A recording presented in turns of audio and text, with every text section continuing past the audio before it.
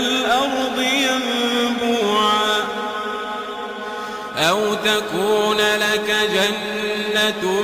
من نخيل وعنب فتفجر الأنهار خلالها تفجيرا أو تسقط السماء كما زعمت علينا كسفا أو تأتي بالله والملائكة قبيلا أو يكون لك بيت من زخرف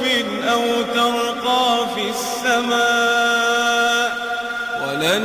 نؤمن لرقيك حتى تنزل علينا كتابا نقرأه قل سبحان